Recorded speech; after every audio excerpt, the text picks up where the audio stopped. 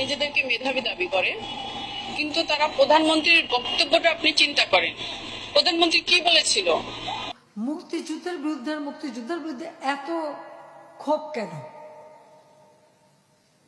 মুক্তিযোদ্ধাদের নাতিপুতিরাও পাবে না, তাহলে কি রাজাকারের নাতিপুতিরা পাবে? সেটা আমার প্রশ্ন, দেশবাসীর কাছে প্রশ্ন। যে মুক্তিযোদ্ধার নাতি নাতনিরা কোটা পাবে না, তাহলে কি রাজাকারের নাতি নাতনিরা কোটা পাবে? মানে উনি প্রশ্ন করছে, কিন্তু উনি কাউকে বলে নাই আপনারা সবাই রাজাকার গণহারে। আগে আপনার বক্তব্যটা বুঝতে হবে, সে কি আপনাকে বলেছে নাকি আপনার কাছে প্রশ্ন করেছে? এখন প্রশ্ন হচ্ছে, সে প্রশ্ন করেছে পুরো জাতির কাছে, যে হচ্ছে মুক্তিযোদ্ধা, তারা বলতেছে যে কোটা দিতে হবে যৌক্তিক, যাদের অযৌক্তিক কোনো কোটা থাকতে পারবে না। হ্যাঁ, এখন অযৌক্তিক কোটা কি তারা মুক্তিযোদ্ধাদের কি বলছে, মুক্তিযোদ্ধা কোটাটিকে বলছে? সেটাও তারা কিন্তু বলছে না। হ্যাঁ, এখন প্রধানমন্ত্রী কিন্তু একটি প্রশ্ন ছিল শুধুমাত্র, এটি কোনো কাউকে ব্যঙ্গ করে কথা বলা ছিল না, সবাইকে গণহারে রাজাকারও বলা হয়নি। তারা এই সামান্য একটি প্রশ্ন, সেটি তারা বুঝতে পারেনি। তাদের কাছ থেকে কি আসা উচিত ছিল?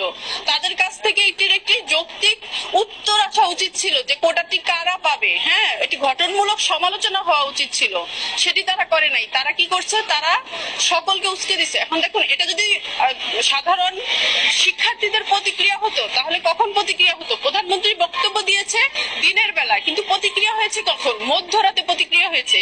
এটা কখনোই সাধারণ যারা শিক্ষার্থী আছে তাদের প্রতিক্রিয়া না, এটি শিক্ষার্থীদেরকে উস্কে দেয়া হচ্ছে একটি বক্তব্য। যারা নেমে এসেছে রাস্তায়, আমি 100% শিওর হয়ে বলতে পারি যে তারা এই প্রধানমন্ত্রীর বক্তব্যটি অনেকে শোনে নাই।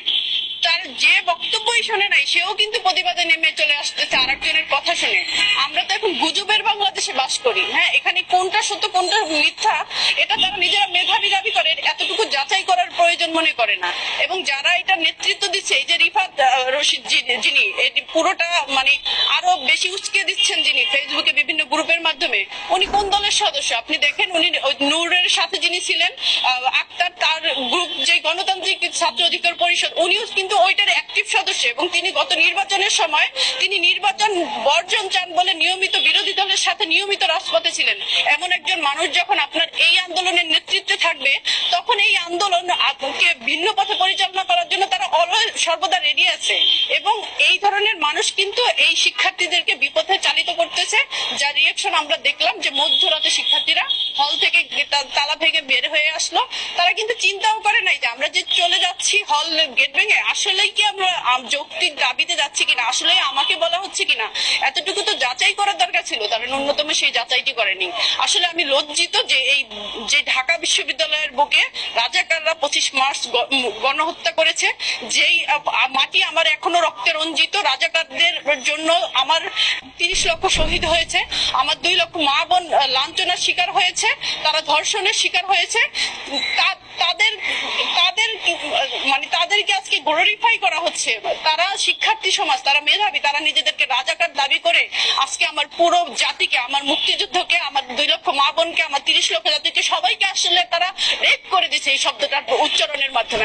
আমি খুবই সরি যে আমি এই শব্দটি উচ্চারণ করলাম, কিন্তু এদের বিরুদ্ধে আসলে কোন প্রতিবাদের ভাষা বাংলার বুকে, যেখানে 30 লক্ষ শহীদের রক্তে এই মাটির প্রতিটা ইঞ্চি ইঞ্চি রঞ্জিত, সেখানে আপনি প্রতিবাদের ভাষা এটা হইতে পারে না যে আমি রাজাকার।